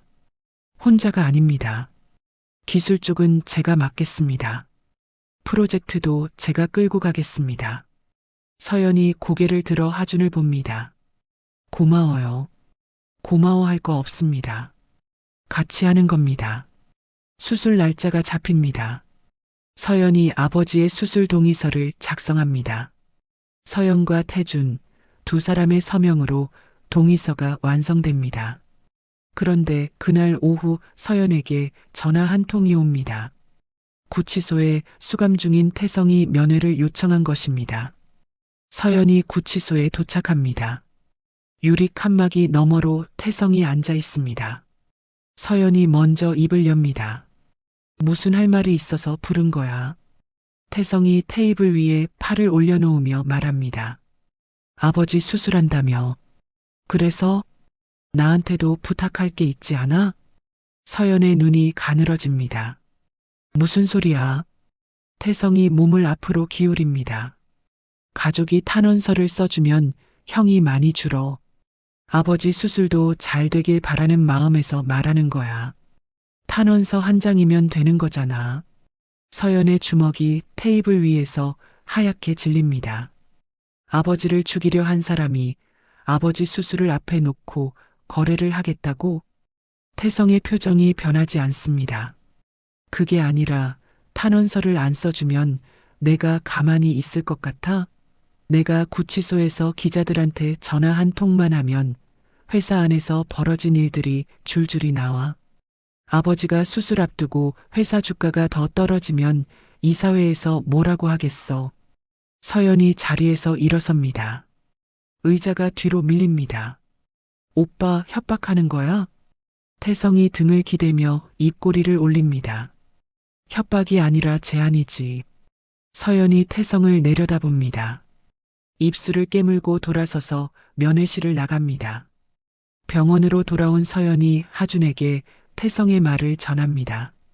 하준의 턱이 단단하게 다물어집니다. 수술 동의는 서연 씨와 태준 씨 서명으로 끝난 겁니다. 태성 씨가 끼어들 자리는 없습니다. 수술이 문제가 아니에요. 오빠가 언론에 이상한 이야기를 풀면 주가가 더 떨어지고 이사회에서 나를 밀어낼 수도 있어요. 하준이 잠시 생각합니다. 제가 법률 쪽에 확인해 보겠습니다.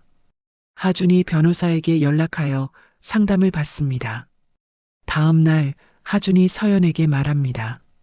태성 씨가 거짓 이야기를 퍼뜨리면 거짓 사실을 퍼뜨린 것과 협박으로 추가 고소가 가능합니다. 이 내용을 태성 씨 변호인한테 통보하세요. 서연이 태성의 변호인에게 공식 서면을 보냅니다. 추가 고소 가능성을 경고하는 내용입니다. 구치소에서 이 서면을 받아 읽은 태성이 종이를 구깁니다. 끝까지 나를 버리는 거야. 태성이 독방벽을 주먹으로 칩니다. 그러나 더 이상 쓸 수 있는 카드가 없습니다. 수술 당일 병원 수술실 앞 복도에 세 사람이 앉아 있습니다. 서연, 태준, 하준. 수술실 위에 빨간 불이 켜져 있습니다. 서연이 복도를 왔다 갔다 합니다. 10걸음 걷고 돌아서고 다시 10걸음 걷고 돌아섭니다. 태준이 의자에 앉아 두 손을 모으고 고개를 숙이고 있습니다. 하준이 서연의 옆에서 한 발짝도 떠나지 않습니다. 3시간이 지납니다. 4시간, 5시간, 6시간. 수술실 문이 열리고 집도의가 나옵니다. 세 사람이 동시에 일어섭니다. 집도의의 얼굴이 무겁습니다. 피가 생각보다 많이 나왔습니다. 지금 최선을 다하고 있지만 어떻게 될지 장담드리기 어렵습니다. 서연의 다리에서 힘이 빠집니다. 하준이 서연의 허리를 잡아 의자에 앉힙니다. 서연 씨, 회장님은 배수터널에서도 살아남으신 분입니다. 이번에도 이겨내실 겁니다. 서연이 하준의 팔을 잡고 있습니다. 손에 힘이 잔뜩 들어가 있습니다. 다시 2시간이 흐릅니다. 수술 시작 8시간 만에 수술실 문이 열립니다. 집도이가 마스크를 내리며 나옵니다. 고비는 넘겼습니다. 서연의 입에서 소리가 터져 나옵니다. 양손으로 얼굴을 감싸고 울기 시작합니다. 태준이 옆에서 손등으로 눈물을 닦습니다. 하준이 고개를 숙여 깊은 숨을 내쉽니다. 다만 앞으로 이틀이 고비입니다. 그동안 지켜봐야 합니다. 세 사람이 고개를 끄덕입니다. 이틀 동안 세 사람은 중환자실 앞을 떠나지 않습니다. 복도 의자에서 교대로 눈을 붙이고 병원 매점에서 삼각김밥과 커피로 끼니를 때웁니다. 서연이 유리창 너머로 아버지를 바라봅니다. 온몸에 줄이 연결된 채 누워있는 아버지. 서연의 입술이 움직입니다. 아빠, 제발. 수술 후 36시간째 한밤중 중환자실 안에서 경보음이 울립니다. 간호사들이 뛰어들어갑니다. 의사가 급히 달려옵니다. 유리창 너머로 의료진이 분주히 움직이는 모습이 보입니다. 서연이 유리창에 이마를 대고 있습니다. 하준이 서연의 손을 잡고 있습니다. 태준이 벽에 등을 기대고 눈을 감고 있습니다. 10분이 지납니다. 의사가 문을 열고 나옵니다. 안정되셨습니다. 하지만 지금이 제일 위험한 때입니다. 계속 지켜봐야 합니다. 세 사람은 그 자리에서 밤을 새웁니다. 수술 후 정확히 48시간째 중환자실 안에서 윤 회장의 손가락이 움직입니다. 눈꺼풀이 떨립니다. 천천히 눈이 열립니다. 윤 회장의 입술이 달싹입니다. 서연아. 서연이 유리문을 열고 아버지에게 달려갑니다. 아버지, 여기 있어요, 아버지. 저 여기 있어요. 하준이는 여기 있습니다, 회장님. 하준이 침대 옆에 섭니다. 태준이 아버지의 손을 잡습니다. 아버지, 이겨내셨습니다. 윤 회장의 눈에서 물이 흘러내립니다. 윤 회장이 떨리는 손을 들어 하준을 향해 손짓합니다. 하준이 다가가 그 손을 잡습니다. 윤 회장의 입이 열립니다. 잔이가 두 번째로 나를 살렸어. 하준의 입술이 떨립니다. 아무 말도 하지 못하고 윤 회장의 손을 꼭 쥐고 있습니다. 1시간 후 의사가 서연과 태준, 하준을 따로 부릅니다. 수술은 잘 됐지만 회장님 심장이 예전처럼 돌아오기는 어렵습니다. 힘든 일이나 스트레스를 받으시면 안 됩니다. 회사 일은 그만두시는 게 좋겠습니다. 서연이 고개를 끄덕입니다. 복도로 나온 서연이 벽에 등을 기댑니다. 하준이 옆에 섭니다. 내가 해낼 수 있을까? 아버지 건강도 지키고 회사도 지키고. 하준이 서연을 봅니다. 당신은 이미 해내고 있습니다. 태성 사건 때도 이사회에서 밀려날 뻔했을 때도 수술 앞에서도 한 번도 무너지지 않았습니다. 서연이 하준을 올려다봅니다. 기술은 내가 맡겠습니다. 경영은 당신이 맡으세요. 같이 가는 겁니다. 서연이 눈을 감습니다. 잠시 후 눈을 뜨고 고개를 끄덕입니다. 하준이 병원을 나서며 편의점에 들릅니다. 박종구가 카운터에 앉아 있다가 하준을 봅니다. 자네 얼굴이 왜 그래?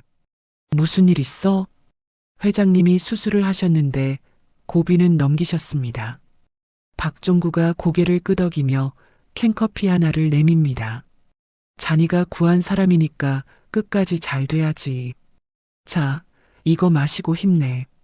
하준이 커피를 받아듭니다. 감사합니다, 사장님. 하준이 편의점을 나서서 밤하늘을 올려다봅니다. 별이 하나 보입니다.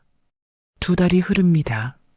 윤 회장이 재활 치료를 마치고 퇴원하는 날 병원 로비에서 서연과 하준, 태준이 기다리고 있습니다. 휠체어에 앉은 윤 회장이 로비로 나옵니다. 서연이 휠체어 손잡이를 잡습니다. 아버지, 집에 가시죠. 윤 회장이 고개를 끄덕입니다. 병원 정문을 나서는 윤 회장의 얼굴에 햇빛이 내리쬐입니다. 윤 회장이 눈을 가늘게 뜨며 하늘을 올려다봅니다. 밖이 이렇게 밝았나? 하준이 차 문을 열어줍니다. 오늘 날씨 좋습니다, 회장님. 윤 회장이 하준을 보며 피식 웃습니다.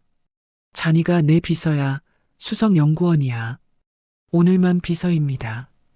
차가 출발합니다. 퇴원 일주일 후 윤 회장이 윤성건설 본사 이사회에 참석합니다. 상석에 앉은 윤 회장이 임원들을 둘러봅니다. 말을 꺼냅니다. 내가 이 자리에서 여러분한테 할 말이 있소. 회의실이 조용해집니다. 나는 경영에서 물러나겠소. 의사가 회사 일을 하면 안 된다고 했고 나도 받아들이기로 했소. 임원들이 술렁입니다. 윤 회장이 손을 들어 조용히 시킵니다. 후임 대표이사는 윤서연 팀장을 추천하겠소. 한 임원이 바로 입을 엽니다. 회장님, 서연 팀장은 아직 32살입니다. 2천억 규모 회사의 대표를 맡기기엔. 윤 회장이 임원의 말을 끊습니다. 내 딸이라서 추천하는 게 아니야. 태성이 사건 때 이 회사를 지켜낸 사람이 누구야? 주가가 폭락할 때 직원들한테 메일 보내고 임원들 다 잡은 사람이 누구야? 그게 서연이야. 회의실이 다시 조용해집니다. 윤 회장이 테이블 위에 서류 한 묶음을 놓습니다. 그리고 이건 기술개발팀 강하준 수석연구원이 작성한 친환경 프로젝트 기술 로드맵이요. 이 회사가 앞으로 10년 동안 어디로 가야 하는지가 여기 다 들어있어. 이걸 보고도 반대하겠으면 반대하시오. 임원들이 서류를 넘기기 시작합니다. 페이지를 넘길수록 표정이 달라집니다. 투표가 진행됩니다. 찬성이 과반을 넘깁니다. 일주일 후 윤성건설 대강당. 서연이 단상에 섭니다. 윤성건설 사상 최연소 대표이사 취임식입니다. 직원 수백 명이 객석에 앉아 있습니다. 서연이 마이크 앞에 서서 입을 엽니다. 이 자리는 아버지한테 물려받은 것이 아닙니다. 제가 증명해 나가야 할 무게입니다. 객석 첫 줄에서 윤 회장이 딸을 바라보고 있습니다. 눈시울이 붉어져 있습니다. 옆에 앉은 태준이 박수를 칩니다. 뒷줄에서 하준이 팔짱을 끼고 서연을 바라보며 조용히 웃습니다.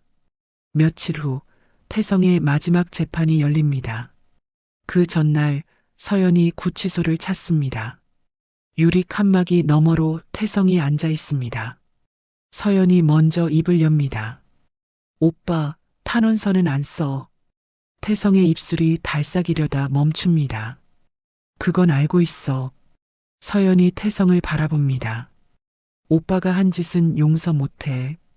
그건 변하지 않아. 태성이 고개를 숙입니다. 서연이 말을 이어갑니다. 근데 오빠도 아버지한테 인정받고 싶어서 아팠다는 거 이제는 알아. 몰라서 미안해. 태성의 어깨가 떨립니다. 한참 동안 고개를 숙이고 있다가 입을 엽니다. 서연아. 응. 미안하다. 너한테도 아버지한테도 형한테도. 서연의 눈에 물기가 맺힙니다. 서연이 유리 칸막이 위에 손을 올립니다. 태성이 반대편에서 같은 자리에 손을 올립니다. 유리 하나를 사이에 두고 두 손이 마주 봅니다. 형 받고 나와서 다시 시작해, 오빠. 태성이 고개를 끄덕입니다. 눈에서 물이 떨어집니다. 재판 최종 선고일. 판사가 판결문을 읽어 내려갑니다. 피고인 윤태성에게 징역 12년을 선고합니다. 태성이 자리에서 일어섭니다. 법정을 나서며 방청석을 봅니다. 서연과 태준이 앉아 있습니다. 태성이 두 사람을 한번 바라보고 고개를 숙입니다. 법정 문이 닫힙니다. 그 시각 윤 회장은 자택 거실에 앉아 있습니다.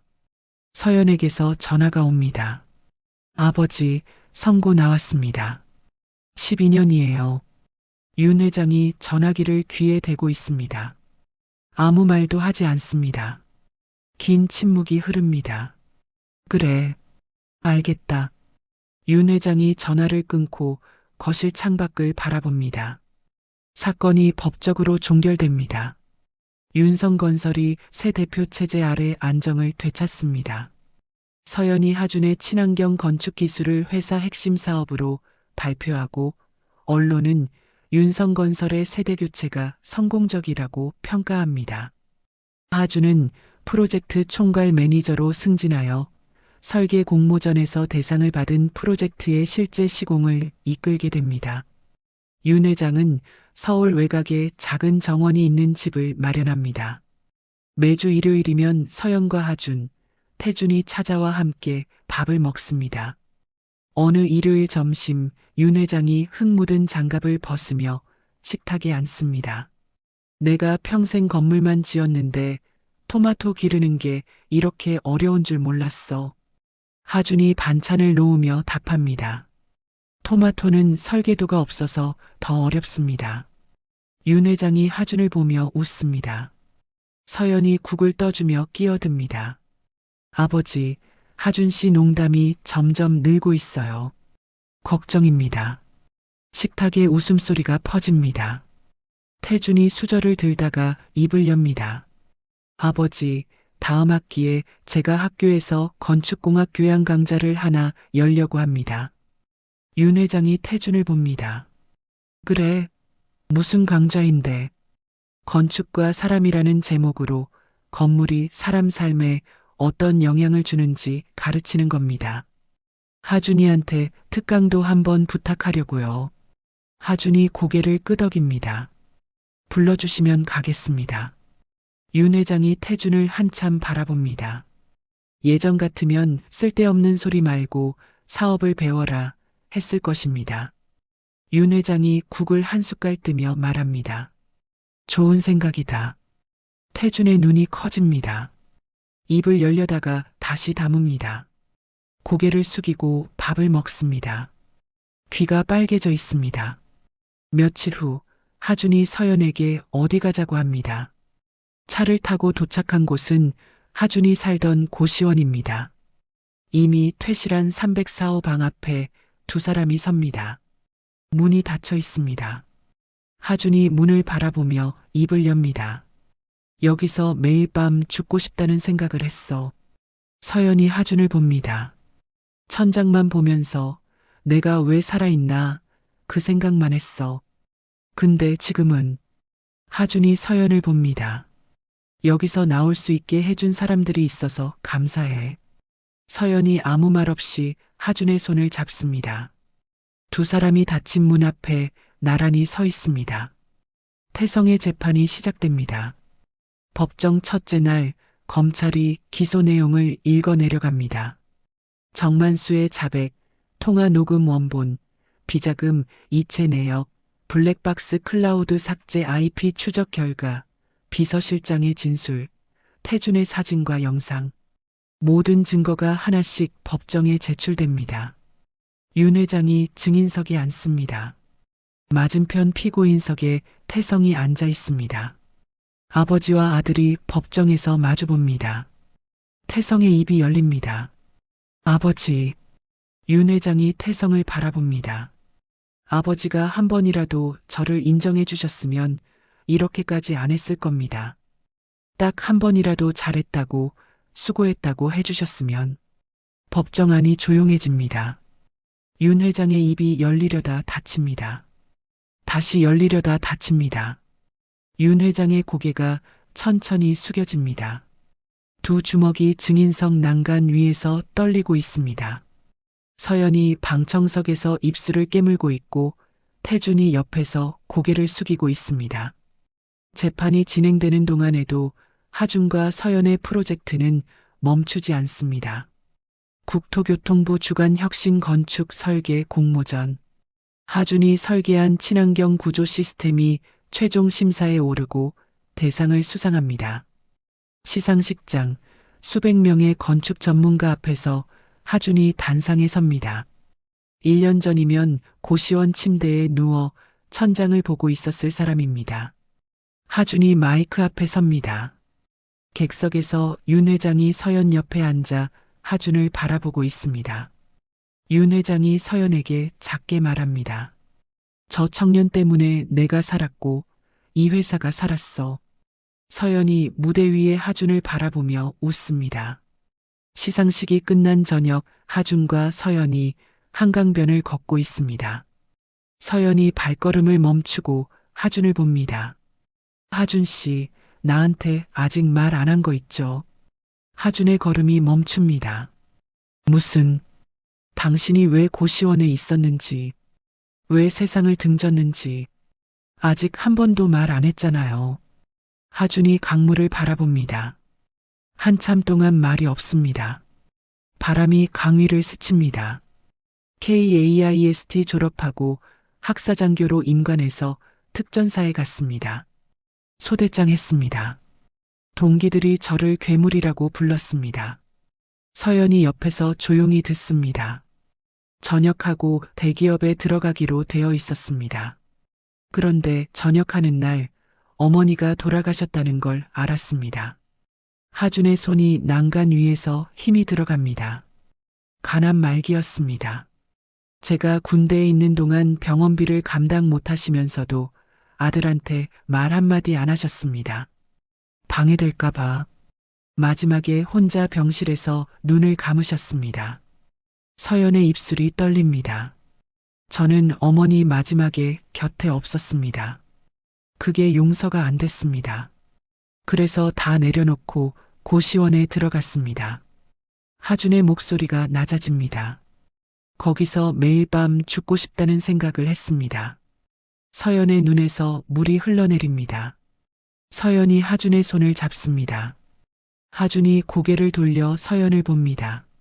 서연의 손이 따뜻합니다. 이제는 혼자가 아니잖아요. 하준의 눈에 물기가 맺힙니다. 2년 동안 얼어붙어 있던 것이 풀리는 소리가 들리는 듯합니다. 어느 주말 윤 회장이 자택에서 식사를 차립니다. 식탁에 네 사람이 앉습니다.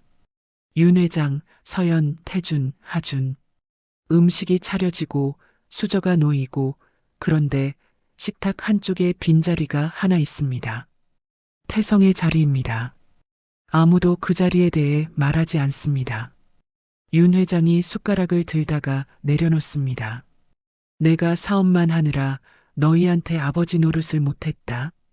미안하다. 태준이 고개를 숙입니다. 아버지, 저도 도망만 다녀서 죄송합니다. 윤 회장이 태준을 봅니다. 네가 그때 알면서 말 안 한 건 아직 다 용서한 건 아니다. 하지만 네가 돌아온 건 인정한다. 태준의 눈이 붉어집니다. 고개를 더 깊이 숙입니다. 서연이 말없이 아버지의 손을 잡습니다. 윤 회장이 하준을 봅니다. 하준이 자네도 내 가족이야. 앉아서 밥 먹어. 하준이 숟가락을 듭니다. 처음으로 진심으로 웃습니다. 재판 최종 심리를 앞두고 윤 회장이 구치소에 면회를 갑니다. 유리 칸막이 너머로 태성이 앉아 있습니다. 윤 회장이 먼저 입을 엽니다. 너를 용서할 수는 없다. 태성의 눈이 바닥을 향합니다. 근데 네가 내 아들이라는 건 변하지 않아. 태성의 어깨가 떨립니다. 고개를 숙인 채 입을 엽니다. 아버지 죄송합니다. 윤 회장이 유리 칸막이 위에 손을 올립니다. 아무 말 없이 아들의 숙인 머리를 바라봅니다. 그날 저녁 하준이 택시를 타고 한 곳으로 향합니다. 경기도 외곽의 작은 공원 묘지. 묘비 앞에 꽃 한 다발을 놓습니다. 강순덕. 어머니의 이름입니다. 엄마, 나 이제 괜찮은 사람들 만났어. 다시 살아보려고. 하준이 묘비 앞에 한참 서 있습니다. 바람이 꽃잎을 흔듭니다. 하준이 몸을 돌려 묘지 입구로 걸어갑니다. 입구에 서연이 서 있습니다. 서연이 하준에게 다가가 팔짱을 낍니다. 어머니께 나 소개했어? 하준이 서연을 내려다봅니다. 했지. 아주 예쁘고 무서운 사람 만났다고. 서연이 하준의 팔을 꼬집습니다. 무서운 사람이 어딨어. 두 사람이 나란히 걸어갑니다. 묘지 너머로 해가 지고 있습니다. 1년이 지났습니다. 윤성건설 본사 대회의실에서 서연이 기자회견을 하고 있습니다. 대표이사 취임 1주년. 카메라 플래시가 터지는 가운데 서연이 마이크 앞에 섭니다. 1년 전 이 회사는 가장 어두운 터널 속에 있었습니다. 하지만 우리는 그 터널을 빠져나왔습니다. 기자석에서 펜이 움직입니다. 서연의 말 속에 담긴 두 가지 뜻을 아는 사람은 이 자리에 몇 되지 않습니다. 같은 시각, 서울 외곽 윤 회장의 집. 윤 회장이 텃밭에서 토마토에 물을 주고 있습니다. 밀짚 모자를 쓰고 고무장갑을 낀 모습이 1년 전 2천억 기업의 수장이던 사람과는 전혀 다릅니다. 대문이 열리고 청년 4명이 들어옵니다. 하준이 운영하는 위기 청년 자리 프로그램의 참가자들입니다. 윤 회장이 고무장갑을 벗으며 청년들을 맞습니다. 왔어? 어서 와. 오늘은 토마토 따는 거 도와줘야 해. 청년 하나가 윤 회장을 올려다봅니다. 할아버지가 진짜 2천억짜리 회사 회장이었어요? 윤 회장이 허리를 펴며 웃습니다. 2천억은 맞는데 지금은 토마토 농사꾼이야. 청년들이 웃습니다. 윤 회장이 마당 평상에 청년들을 앉히고 물을 따라줍니다. 내가 너희한테 해줄 이야기가 있어. 청년들이 귀를 기울입니다. 1년 반 전에 내가 죽을 뻔했어. 폭우가 쏟아지는 밤에 배수터널 안에 버려졌거든. 물이 차오르는데 손이 묶여 있어서 움직일 수가 없었어. 청년들의 얼굴이 굳습니다. 근데 어디서 청년 하나가 나타나서 물속으로 뛰어든 거야. 목숨 걸고 나를 업어서 끌어냈어. 그 청년이 지금 너희한테 기술 가르쳐주는 강하준이야. 청년들이 서로 얼굴을 봅니다. 나는 돈은 많이 벌었는데 가장 중요한 걸 늦게 깨달았어. 사람이 먼저야. 돈이 아니라 사람이. 윤 회장이 물컵을 들어 한 모금 마십니다. 그러니까 너희도 포기하지 마. 지금 힘들어도 손 내밀면 잡아주는 사람이 있어. 청년들이 고개를 끄덕입니다.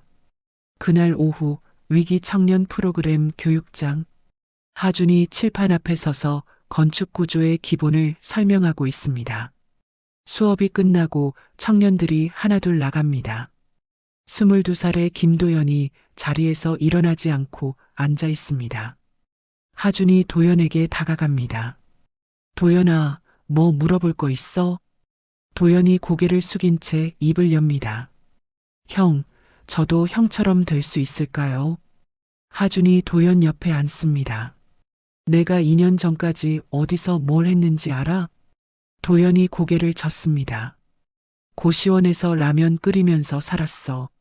매일 밤 천장만 보면서 내일도 똑같겠구나. 그 생각만 했어. 도연이 하준을 올려다봅니다. 진짜요? 진짜야. 달라진 건 딱 하나야. 누군가 손을 내밀었는데 내가 그걸 잡은 거야. 그것밖에 없어. 도연이 한참 하준을 바라봅니다. 고개를 끄덕입니다. 저도 잡아볼게요. 하준이 도연의 어깨를 한번 두드립니다. 어느 주말 아침 하준이 서연에게 전화합니다. 오늘 갈 데가 있어. 차 끌고 올게. 서연이 현관 앞에서 기다리고 있다가 하준의 차에 오릅니다. 어디 가는 건데? 가면 알아. 차가 경기도 외곽으로 달립니다. 창밖으로 논밭이 펼쳐지고 작은 동산이 보입니다. 차가 멈춘 곳은 공원묘지입니다. 서연이 차에서 내리며 하준을 봅니다. 하준이 꽃 한 다발을 들고 앞서 걷습니다. 묘비 앞에 섭니다. 강순덕. 하준이 꽃을 내려놓고 서연을 돌아봅니다. 엄마, 이 사람이 제가 말씀드렸던 사람이에요. 조만간 좋은 소식 전할게요. 서연이 묘비 앞에 허리를 깊이 숙입니다. 어머니, 아드님 잘 지키고 있겠습니다. 서연이 몸을 일으킵니다. 하준이 주머니에서 작은 상자를 꺼냅니다. 검은색 가죽 상자. 서연의 눈이 커집니다. 하준 씨.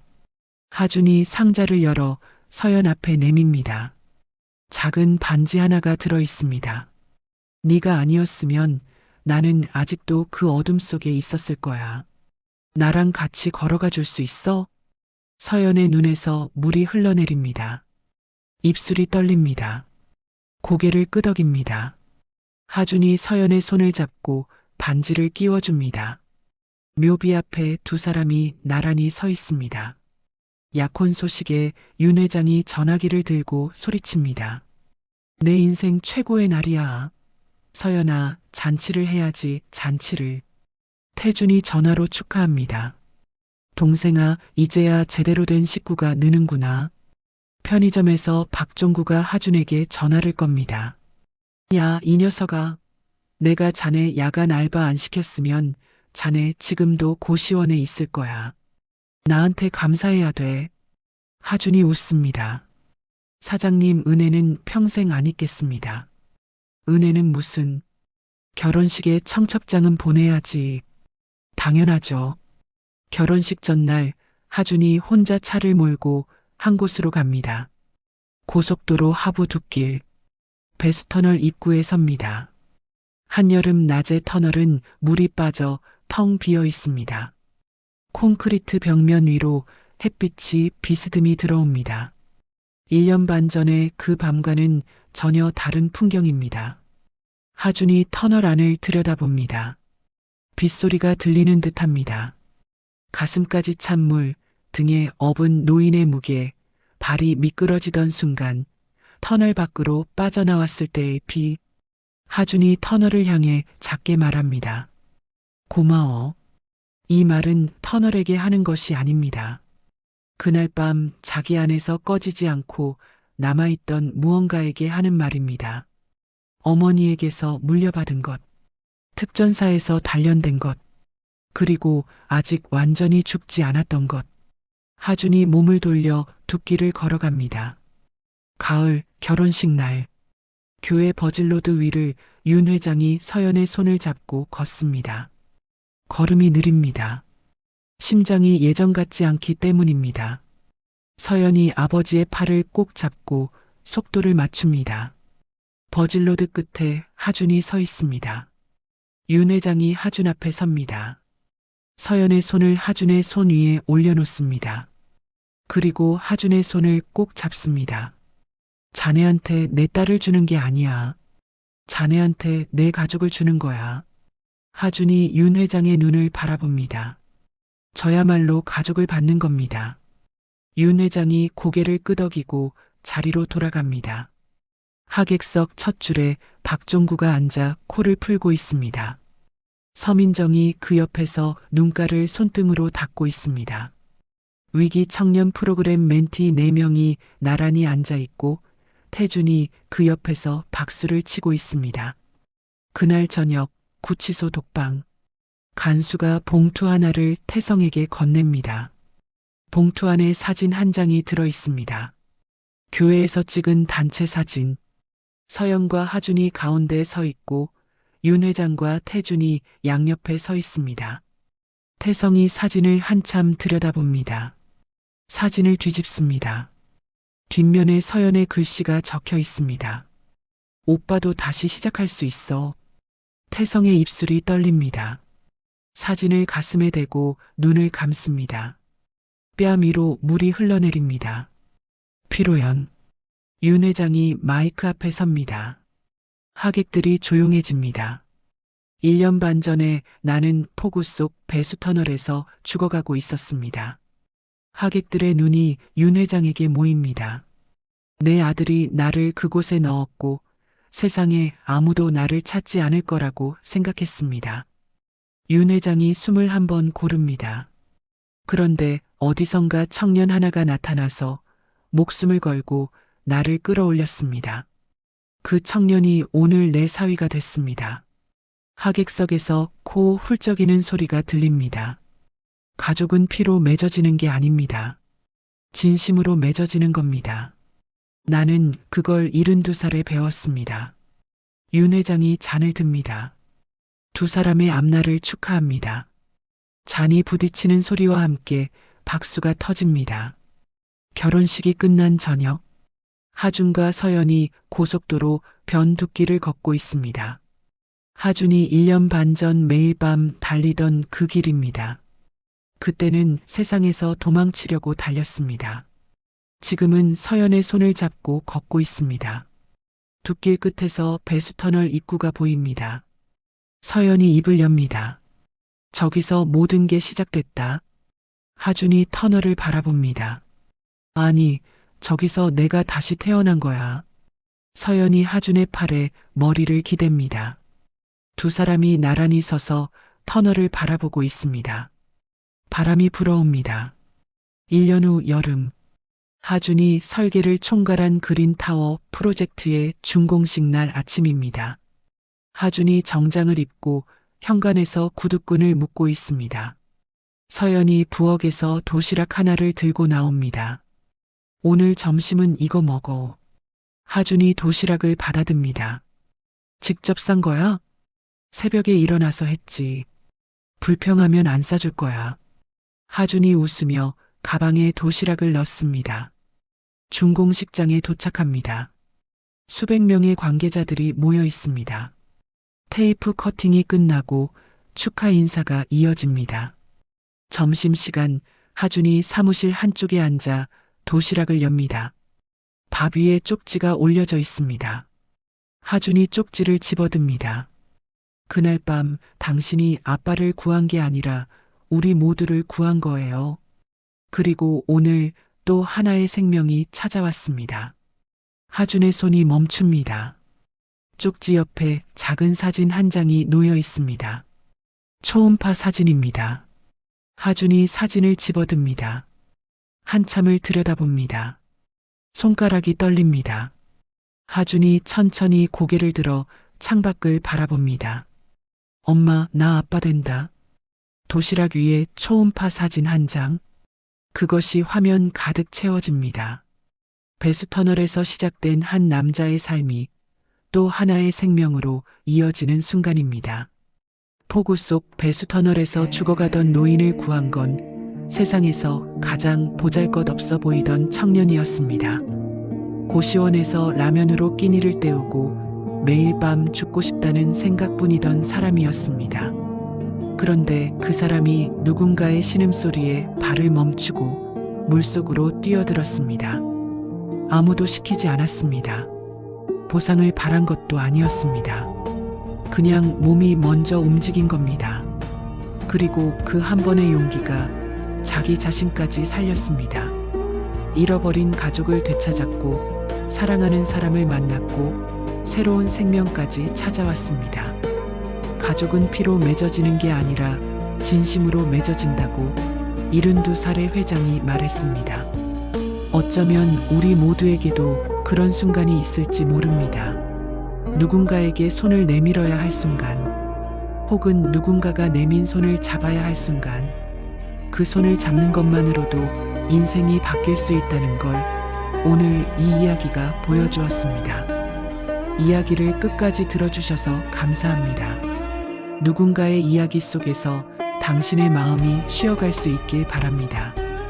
구독과 좋아요로 이 따뜻한 여정을 찬란 사연과 함께 해주세요. 다음 이야기에서 또 만나요.